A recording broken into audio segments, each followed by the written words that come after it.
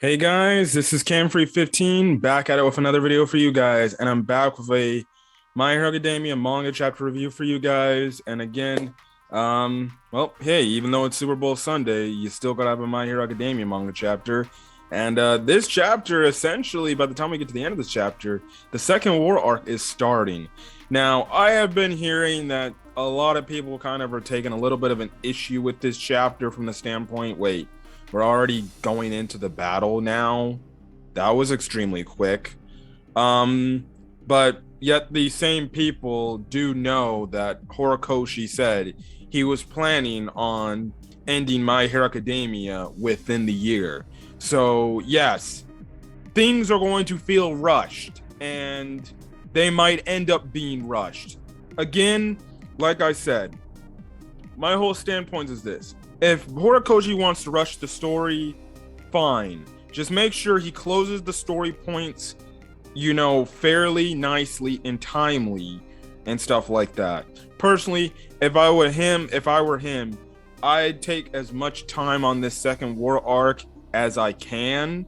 Um, and I understand he might be starting to get fatigued with writing My Hero Academia. But listen, my whole thing is this: he'll easily can quell the concerns of the My Hero Academia community about this whole story being rushed now, is if he just ends the story nicely and efficiently. um you know just knowing that, okay, he's doing his job correctly, nicely. Yeah, listen, I think some of the battles might need to be drawn out a bit and stuff like that, because there's a lot of loose end tie-ups that we got to get. And remember, we probably are gonna have to get that final chapter epilogue when it's over and stuff like that.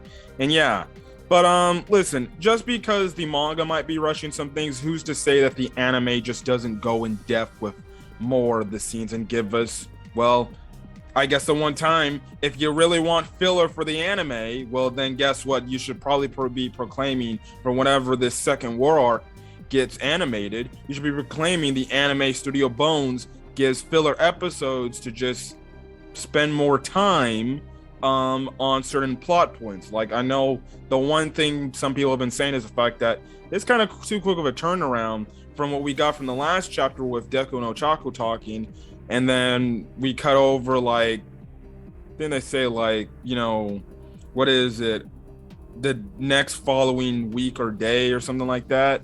And we're already getting into this, but it is what it is, whatever. Yeah, it would have been nice to see what's going on during the time period till this part of the chapter happens, yes. But listen, at this point in time, we don't know. Like I said, the anime, when it gets animated, they could go more in depth with the filler portions of stuff, and we can see how Deku gets his new remade hero costume and everything. But anyways, let's start this chapter review. So the chapter starts off with All for One making a call to what we later find out is Ayama's mom. And essentially, we also find out how All for One can tell if somebody's essentially BSing him. Now, he has this quirk, this lie detector quirk, essentially, and he can actually tell based off this quirk if somebody's lying to him. Now, fun fact, now I don't read the Vigilantes manga, I just watch other people's reviews. And essentially, we find out that this lie detector quirk is from the descendant of the Sukauchi family, the police chief. And from what I know about, from what I saw from the other videos, or the other reviews I watched, they said that Sukauchi has a sister that I didn't know he had, and she has a lie detector quirk in My Hero Vigilantes. So essentially, he got the descendants quirk of that lie detector, quirk. So pretty interesting. Anyways, Ayama's mother's essentially telling All for One, listen, we'll present you with Deku and everything right on the platter, and we'll use my son to be able to help you with that. And All for One's like, good, I can't wait to work with you tomorrow and stuff like that. So yeah. And All for One's like, it doesn't matter if they interrogate them later, this is going to be the end for all the heroes regardless. So yeah. But like I said earlier, All for One senses no ill will intent for Ayama's mom. And he's like, good, the plan can concede. So anyways, um the chapter's called Let You Down. Anyways, we cut over. Some time has passed. Deku goes to look to be picking up Ayama, and Deku's kind of shocked that Ayama's not being restrained. He's not in like handcuffs. It's just Ayama by himself. Also, Deku has his hero costume remade. So he's still got the Gran Torino scarf, but his hero costume has been remade. I was wondering if he was gonna have a new made hero costume, or if he was just gonna fight with his UA jumpsuit. But no, he got his new hero costume made. So obviously, that goes to show you some time has passed since the last chapter and this chapter. Again, like I said, some people will say that's kind of rushing it, but at this point, don't. Listen, at this point, when it comes to the whole rushing thing, if Horikoshi's saying in an interview this is going to be the end, expect the story to be rushed.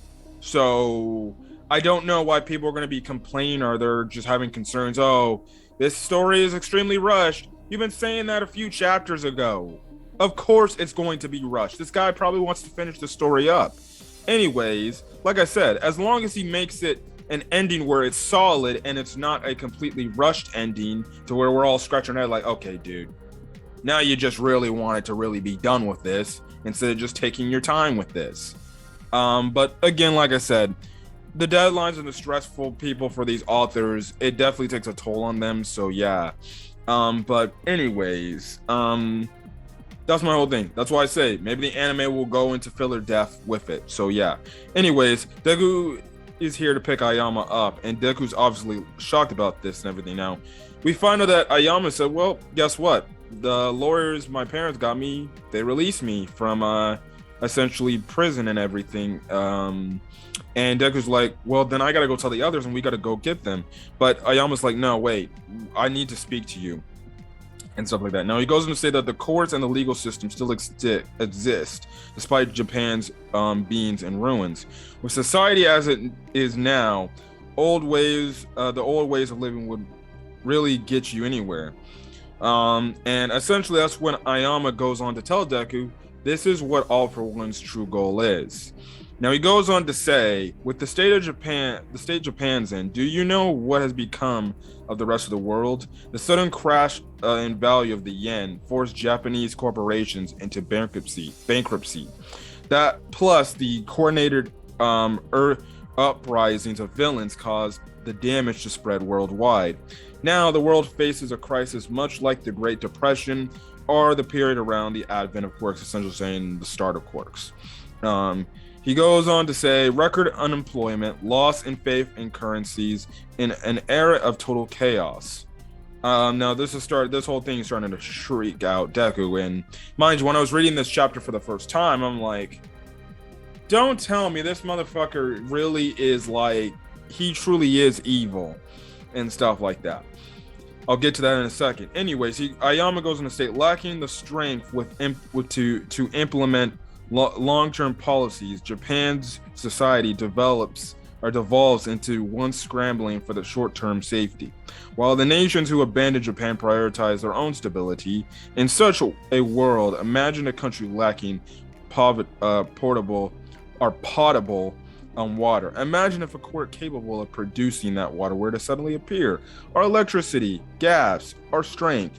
As the world plunged into this state of chaotic decline, we have suddenly have an arena ripe for a certain remarkable individual to take the initiative. He will become the world's arbiter, its very only demon lord. Essentially, Ayama is saying, well, you know, when all these things are in ruins, all these different places and countries are in ruin, and there's only one man to turn to who has the ability to give you water, electricity, gas, all bunch of other resources this said country might need or these people might need. Well, guess what? They'll turn to him and obey any word for him so he can provide for them and stuff like that. Which, honestly, yeah, it sounds like All for One wants to be the type of guy that's like wants to take everything away from everybody. Well, that's in his name, All for One. he wants to take everything away from somebody, and then he wants to be the person to be like, no, obey me because I can give you this.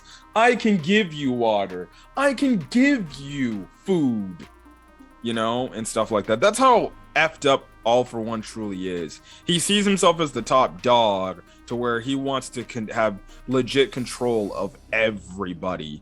Which again, like I said, it is a sadistic type of looking way of it. Anyways, he goes on. Aoyama goes on to say he only had to rock the balance somewhere it didn't matter. Deku replied to that statement saying, I don't think so. The world would never go along with that. Besides, the world still has us.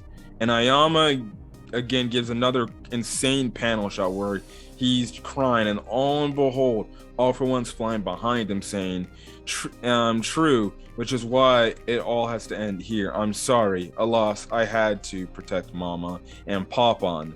And like I said, All for One is right there behind Aoyama. Again, the paneling shot was just god tier work, and I remember reading this for the first time. I was like, oh my god, that is a shock. This shocks Deku that he's here, and obviously All for One's like, good job, Yuga Aoyama. How terrifying must have been to turn on your friend. Also too, he does, All for One does says, you're the speech you gave about my ultimate goal, yeah, pretty much it was right, but there were some things and details you missed and stuff like that, but yeah. Now Deku backs off a bit and he's starting to criticize Aoyama, and he's like, I believed in you, damn it, and everything. And obviously Aoyama's like, pain cannot be a measure. But then Aoyama does twist of the century. He uses his naval laser on All for One. Now it doesn't do any really true damage, but this actually pisses off All for One and kind of shocks him and everything and stuff like that. And we find out that essentially this was all a ploy to call All for One and get him out of hiding and stuff like that. And essentially Deku and Aoyama were being great actors. So this is one of the plans, I'm guessing, Sukauchi and the others came across and said, how about this? We use the connection with Aoyama to All for One and get him out of hiding and stuff like that. And Aoyama essentially realizes that the only way to free his mom and his dad is to fight for what's right and fight them from the rule and tyranny of All for One and stuff like that. So yeah, now All for One's like, well, this is pathetic and this is disappointing. Well, too bad. Now, the one thing he is shocked is the fact that, like, how did they break my freaking lie detecting quirk? Now, I've seen some people throwing theories out that it was probably had to do with Shinzo getting involved, voice essentially pretending to be Aoyama's mom, and that somehow bypassed the lie detecting All for One was using. Definitely could be a possibility. I feel like we just need a concrete information, especially if it is from Shinzo. Hopefully they explain how it was able to bypass this, because so far that's the one point of this chapter that kind of makes no sense, but it is what it is. Anyways, All for One's like, whatever, it doesn't matter anyways. And essentially All for One is like, it doesn't matter regardless if this is a trap or not. I got you right where I want you. Two boys can't take on my whole army.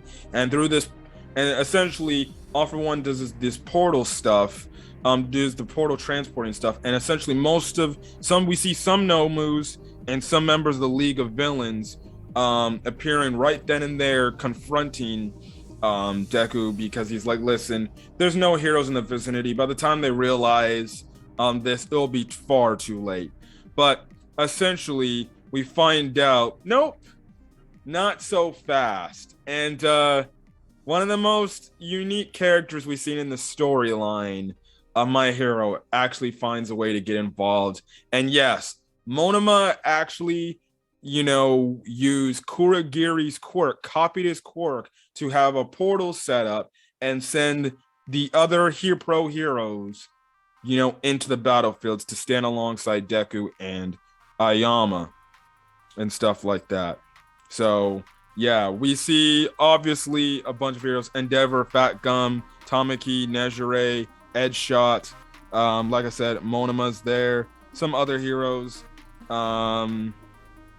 We see Mirako is there with some thing on her arm. I don't know what it is, but it's something attached to the arm when she lost. But that's where the chapter ends off. And next chapter, which there is no break, which I figured if this is going to be the end, then there cannot be no more. There probably will be no more breaks unless there's some sort of reason or holiday or something like that in Japan going on. But the battle for essentially for Japan is starting. The second war arc is now. I do believe our Class 1A characters will get involved later on in this second war because they're not there. They didn't get transported through the portal that Monoma used off of Kurogiri, and stuff like that. So clearly, they'll be coming in at a later point in time, but it's going to be very interesting to see what's going to happen. Also, I forgot to mention Shigaraki is also there too. So yes, and it's going to be very interesting to see what's going to happen next. I cannot wait to see what happens next. This war arc is going to be dope, and I can't wait to see how Horikoshi ends the series. Hopefully not rushed. But anyways, guys, I'm gonna get out of here. If you guys like the video, leave a like. Put in the comment section your thoughts on this week's chapter of My Hero Academia, as well as hit the subscribe button to get more My Hero Academia content or any other anime content I upload to the channel, as well as put in the comment section your thoughts on this week's chapter. Did you think this was extremely rushed? The fact that we're now at the fights now, or are you just gonna sit back and just see how this plays? I'm more of the opinion of the latter that I'm gonna sit back and see how this plays, read every week to see, okay, Horikoshi, you're gonna just rush this because you just want to get this over with, or are you gonna potentially pick up the speed or the pace of this story, but at the same time giving a solid conclusion to where everybody's happy? But we'll see what happens. So yeah, but anyways, I'm gonna catch you guys in the next video. So till then, guys, see you guys later and have a great rest of your safe day, and hopefully you guys enjoy the Super Bowl if you are ending up on watching it. Till then, guys, see you guys later. Peace.